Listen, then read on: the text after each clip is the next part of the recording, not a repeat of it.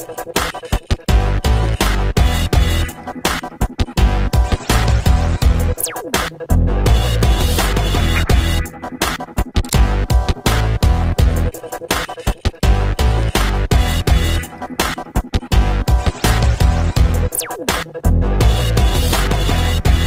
o tema da palestra aí sugere um tema mais voltado aí para ataques à rede sem fio, né? Vai explorar um pouco mais aí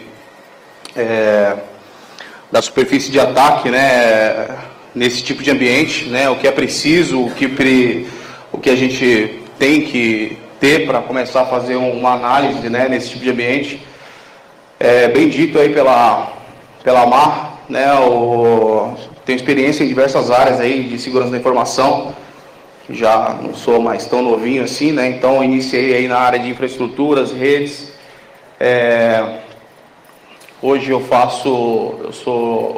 ajudo na gestão de projetos na Cypher, na área de cibersegurança, né? Já tenho aí uma carreira de mais de 10 anos só na área de segurança. Pesquisador independente, entusiasta, é algo que todo mundo que trabalha com segurança talvez deva ter, né?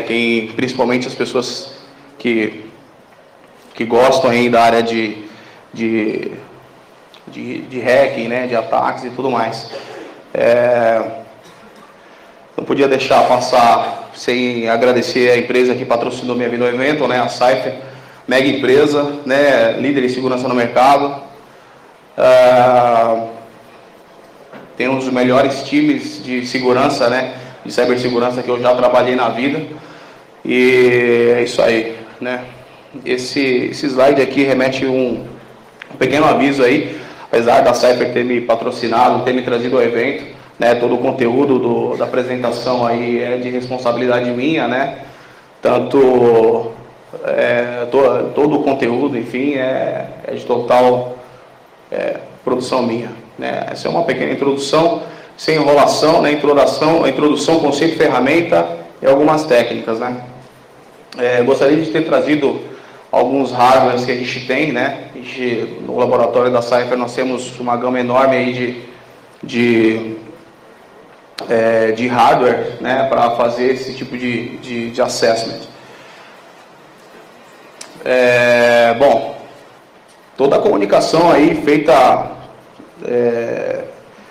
usando como meio físico o ar, né? Dita uma comunicação sem fio, seja qual for, né? Bilhete de pagamento, bilhete de ônibus, né? Crachá de porta, alarme de carro, alarme de casa, é tudo feito via comunicação sem fio, seja ela por algum tipo, né? Eu coloquei aqui radiodifusão e radiocomunicação, basicamente usam a mesma coisa, a propagação usando o meio físico, usando como meio físico o ar, por radiofrequência, por onda de radiofrequência, né? A diferença é que a radiodifusão é para uma, tipo rádio, né? Propagação de informação aí para uma gama para um monte de gente, né? Radiocomunicação é comunicação onde eu recebo e envio informação pelos dois pontos.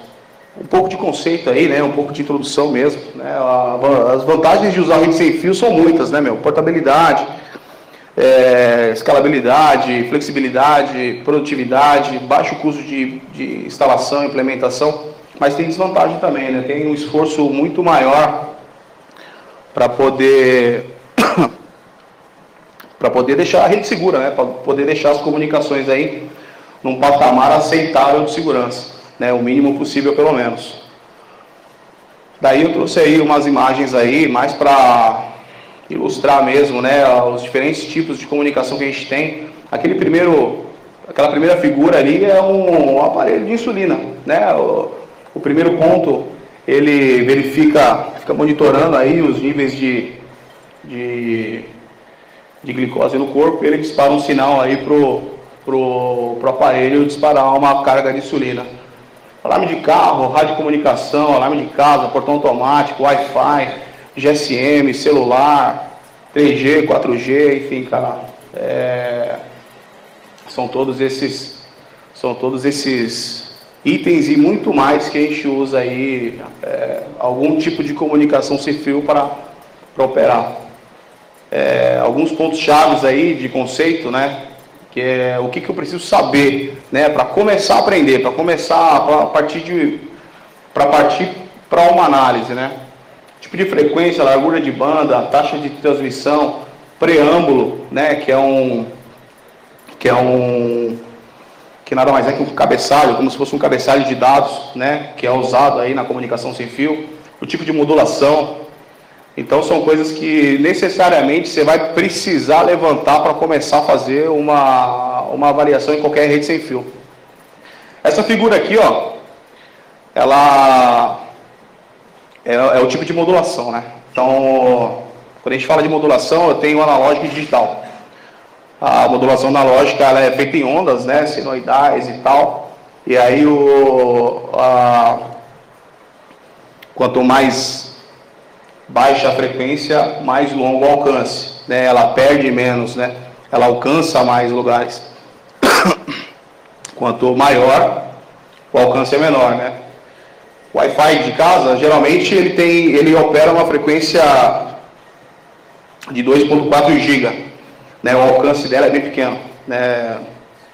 Teoricamente, né? Então, a onda de cima é uma onda digital, né? Ela é convertida em sinais digitais, ela é um pouco diferente, como vocês podem ver, ela cabe mais dados, né? Ela comprime melhor aí os dados para ela transmitir mais coisas.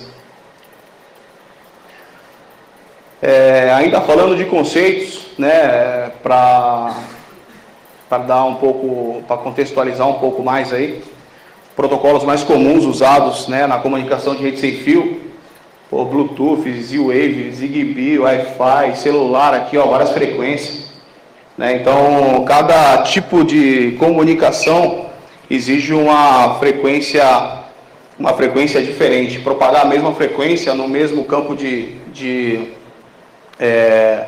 numa mesma área gera interferência, né? Tanto que a Anatel que faz esse tipo de regulamentação na atualidade, e é ela quem controla as bandas autorizadas a serem propagadas aqui no Brasil. Coloquei aqui rádios customizados, que geralmente quando existe uma implementação muito específica que funciona numa faixa de frequência diferenciada ou não autorizada, eu preciso construir um hardware que fale com essa rede, que leia e que interaja com essa rede, que tenha as mesmas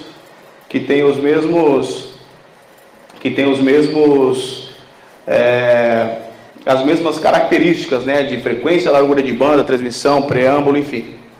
Então, muitas vezes, para se fazer um assessment numa rede ou num ambiente customizado, né, a gente precisa construir um hardware e encaixar ele ali dentro desse ambiente de forma que ela consiga ler, né, os dados passando.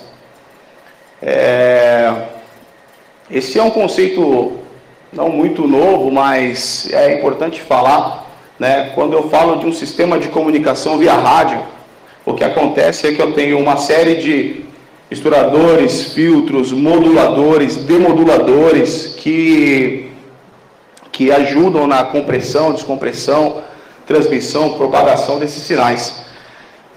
O conceito de SDR é que esses componentes eles são implementados via software, né? Então, ajuda, né? Muitas vezes é difícil montar um hardware, né? É difícil montar um aparelho que consiga comunicar com uma rede específica que eu estou falando, ou que eu estou querendo falar. Isso ajuda muito, né? Existem muitos frameworks aí que ajudam aí na montagem de um ambiente como esse, né? Que podem ajudar. Aí eu trouxe algumas coisas aí, eu queria ter trazido mais coisas, mas infelizmente não consegui, né? Por vários motivos. Para eu me comunicar com qualquer rede, seja escutar um rádio na minha casa, eu preciso de uma interface. Esse é o meu radinho lá que está recebendo a onda, que está lendo a onda que está sendo propagada. Para me comunicar com uma rede cabeada, eu preciso de uma placa que espeta o cabo. Uma rede sem fio, por exemplo, eu não consigo falar com ela, me comunicar, escanear, se eu não tiver uma placa de rede sem fio. Né? Então, eu acho que uma das maiores dificuldades quando a gente fala de avaliação nesse tipo de ambiente remete justamente ao hardware. Aqui no Brasil é muito difícil conseguir esse tipo de aparato, né? Não só por grana, que é caro, ou às vezes nem encontra mesmo. Né? Mesmo que você esteja disposto a comprar, é difícil de achar. Eu acredito que é um dos maiores empecilhos aí para a gente começar a avaliar esse tipo de ambiente. Eu entendo que em muitos aspectos segurança da informação é algo ainda muito reativo. Né? Então, os ambientes mais seguros são sempre os mais testados, né? Os ambientes públicos, os ambientes que você tem mais acesso, os ambientes que são mais baratos, que você não gasta muito para poder se conectar a ele. À medida que o acesso a esse tipo de hardware limitado, você tem um nível de testes nesse tipo de ambiente muito menor, né? Um exemplo é rede GSM, né? Rede 3G, 4G, enfim, rede celular, né? Existem muito poucas pessoas atualmente no Brasil que tem uma estação rádio base em casa para testar, né? Para ler o que está passando no ar. Mais para frente eu vou mostrar um simples aparelho de TV digital. Você consegue ler esse tipo, o que está passando no ar de rede celular. Mas enfim, é isso. Isso aqui é o HackerRF, né? É um dos aparelhos que a gente tem na Cypher, que eu tenho no meu laboratório pessoal também. É um SDR que ele fala de 1 mega até 6 GB, né? O que isso significa? Significa que eu consigo ler desde badges de porta até uma rede celular que funciona aí a 6 GHz, né? Existe um outro componente também nessas redes sem fio, que são os transmissores, né? Alguns transmissores imprimem muita potência de sinal para poder propagar uma rede de alta frequência por longas áreas, né? Mesmo assim, quando eu amplifico esse sinal, eu ponho força nesse sinal, eu também amplifico o nível de ruído que tem nele. Todo o nível de sinal, toda a rede propagada via ar, ela tem um nível de interferência tolerável para poder operar. Né? Então, toda e qualquer rede sem fio, ela tem sim ali um padrão de funcionamento que remete que precisa ter um nível de ruído máximo aceitável para poder comunicar, né? Para a rede não ficar ruim. Por isso que a gente tem muitas torres de celular espalhadas no Brasil, né?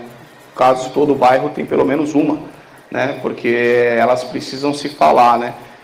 Alguns componentes dessas redes sem fio, dessas redes celular, por exemplo, são os beam benders. Beam benders são repetidores de sinais. Pega o sinal que está chegando e transmite para frente.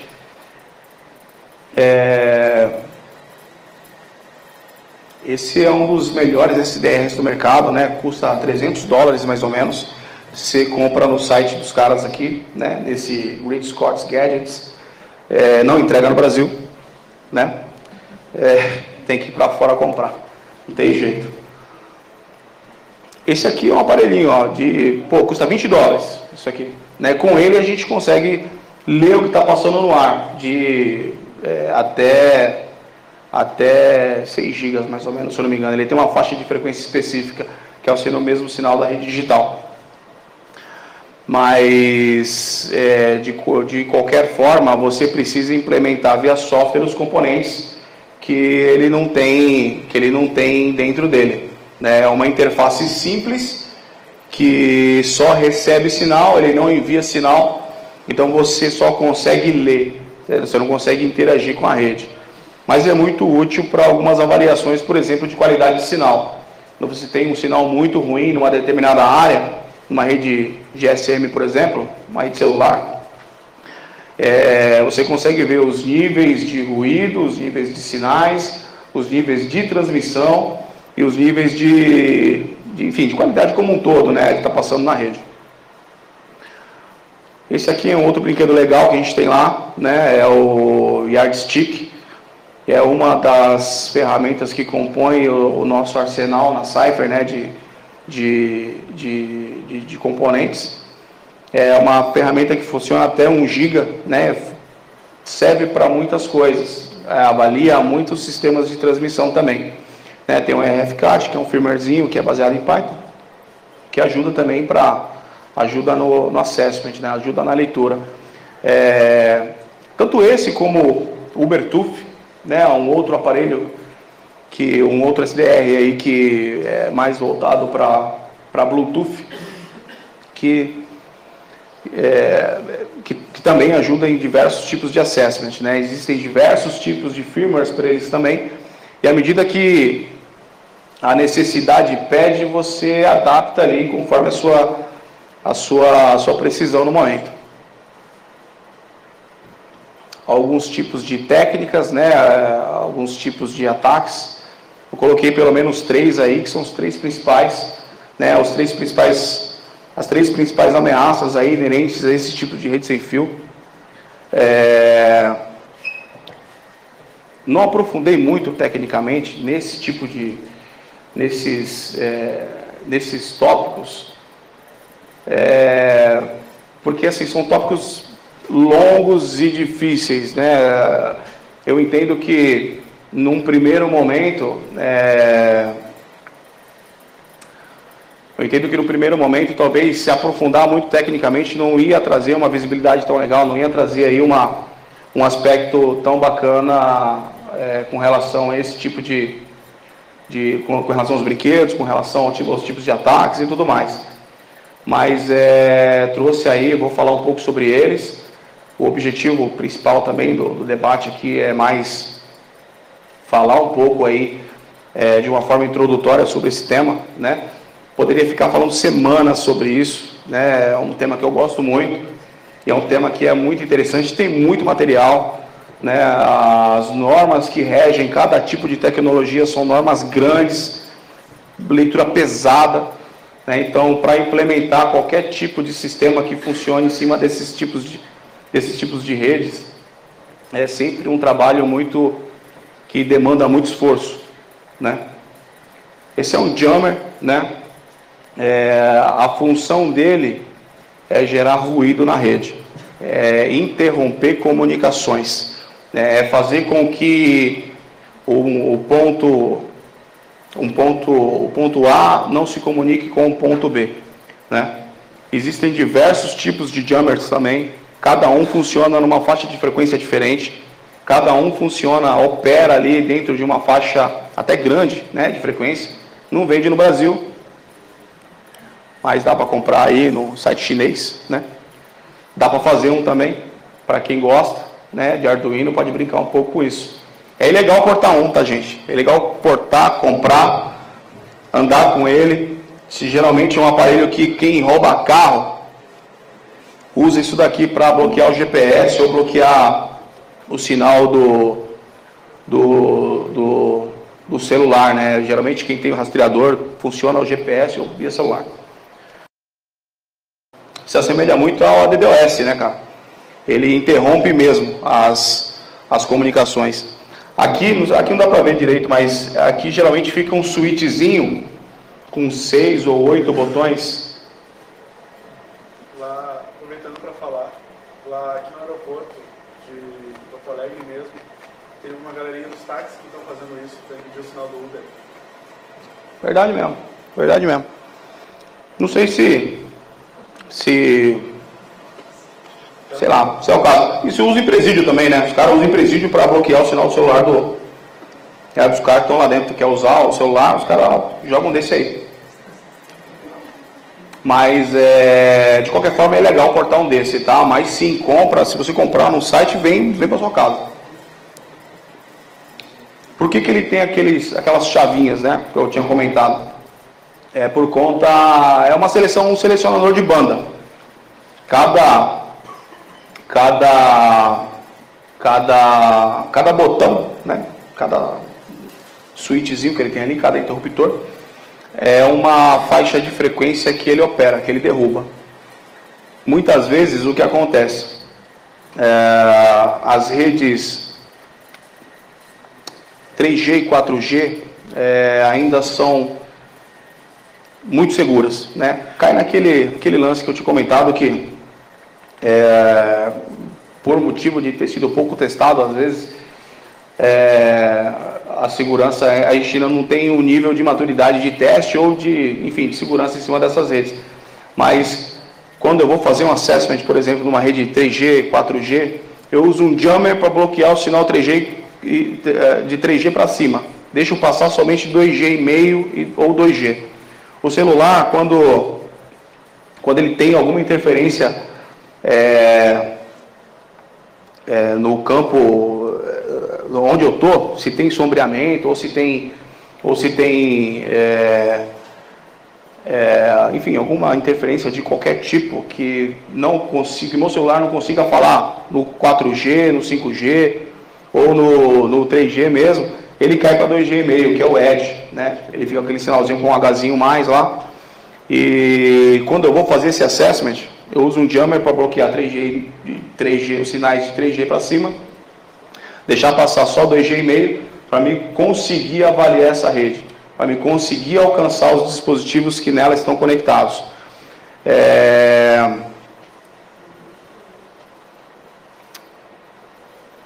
É para isso que é usado, né, o jammer, né? Além de todas as outras coisas que a gente pode imaginar, aeroporto, presídio, os caras usam isso daqui também. É muito útil, sim, para quem faz avaliação em rede, em certos tipos de rede que eu preciso que a comunicação seja feita apenas de uma faixa de frequência. Então ele dá uma regulada para mim. É muito útil. Técnicas de replay injection, tá? Esse tipo de técnica, o que acontece? Quando eu tenho uma interface que está comunicando com uma rede que eu quero avaliar, e eu consigo ler, receber e transmitir dados nessa rede, o que acontece é que muitas vezes eu tenho os dados transmitidos nela são encriptados, né? Muitas implementações em IoT, por exemplo, eles são muito vulneráveis a esse tipo de ataque. Por quê? Porque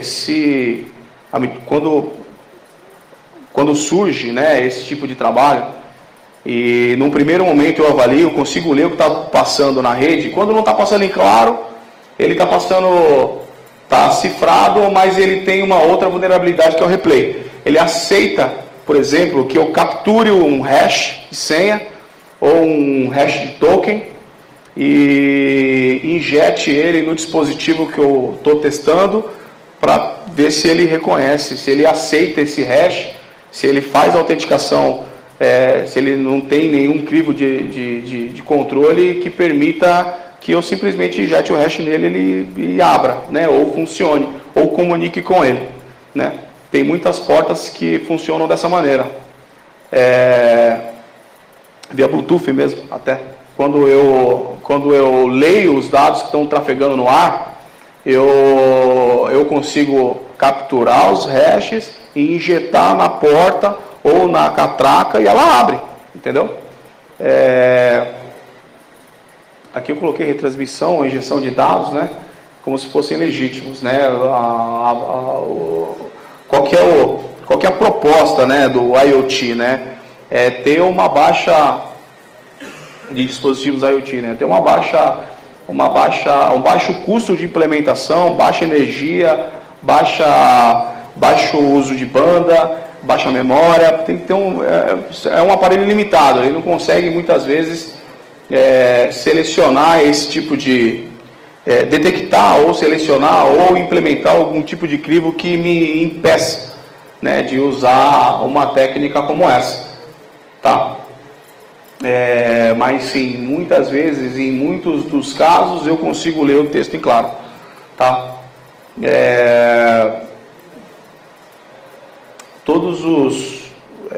Pelo menos nos últimos 4 anos, todas as avaliações ou os assessments que eu fiz nesse tipo de ambiente, eles foram feitos profissionalmente, né? Então, eu tenho aí, não pude trazer muitos dados, né? Alguma coisa mais visual, né, para vocês. Faltou tempo também para fazer POC, né? Enfim, mas a ideia do conceito é essa, né? Não é difícil, é uma coisa muito fácil de fazer. Com o HackRF você faz, com o RFCat, uma ferramenta que você também consegue, te ajuda também na captura e retransmissão de dados. De novo, eu tenho que ter o meu aparelho, o aparelho que está interfaceando com essa rede, ele precisa receber e transmitir os dados, né? E brute force, né? Quando eu não consigo injetar o hash ou o dado cifrado na porta, enfim, ou na catraca, sei lá, carro usa muito isso, tá? Então aí eu tenho que tentar quebrar o hash via brute force normal, né? O que acontece é que muitas vezes a cifra é fraca, né? Ou a implementação aí de criptografia não é tão boa a ponto de inviabilizar por tempo um brute force. O que eu tenho percebido, né, que tem aparecido, né, no mercado muitos tipos de empresas interessadas em fazer esse tipo de teste, né? E por que isso é tão difícil, né? De novo, é por causa do hardware, né? É difícil encontrar um hardware desse no Brasil. É difícil ter acesso a esse tipo de hardware. Algumas coisas minhas mesmo, de laboratório pessoal, ou na site que a gente comprou, foram coisas que a gente teve que ir para fora comprar, teve que comprar, sei lá, usado, né? Então é bem difícil, né? É bem difícil fazer o acesso ao hardware, o acesso financeiro ou até de compra mesmo, né, do hardware, que às vezes não entrega no Brasil, enfim, tudo mais. Limita muito, né, o campo de atuação de quem quer e quem gosta de fazer esse tipo de avaliação nesse tipo de ambiente, né? Bom, no mais é isso, tá? De novo, a palestra ela não tem um intuito de ser muito técnica, né? Da gente avaliar ali no bit o que está passando no ar, ou o que está, enfim, sendo transmitido via algum tipo de tecnologia. A minha ideia aqui era mais trazer para vocês o que é preciso para começar a fazer um tipo de avaliação como esse, e o que precisa para você começar, as coisas que você precisa aprender, né, para começar a fazer avaliações nesse tipo de ambiente, né? Uma coisa que eu só queria comentar hoje em dia, com a popularização de Arduino e dispositivos IoT, fica mais fácil de você mesmo montar o seu módulo de leitura ou de transmissão de dados em algum tipo de redes sem fio, né? No Mercado Livre mesmo tem um monte de Arduino lá que fala NFC, fala RFID, fala Bluetooth, fala Wi-Fi, fala GSM, né? A gente tem aquele não impeditivo, né, às vezes, mas talvez até, sei lá, dificuldade mesmo de pegar o aparelho e montar, né, transformar, materializar esse tipo de ferramenta. Mas sim, né, em muitos dos casos vocês vão ter que fazer, né, o próprio aparelho. E é isso, pessoal, né? Foi uma introdução mesmo. Espero que vocês tenham gostado aí. E, pô, estou à disposição, né? Precisarem, né, tem LinkedIn aí, tem rede social, né? Precisar tirar alguma dúvida aí, fique à vontade, por favor, tanto agora para perguntar alguma coisa também.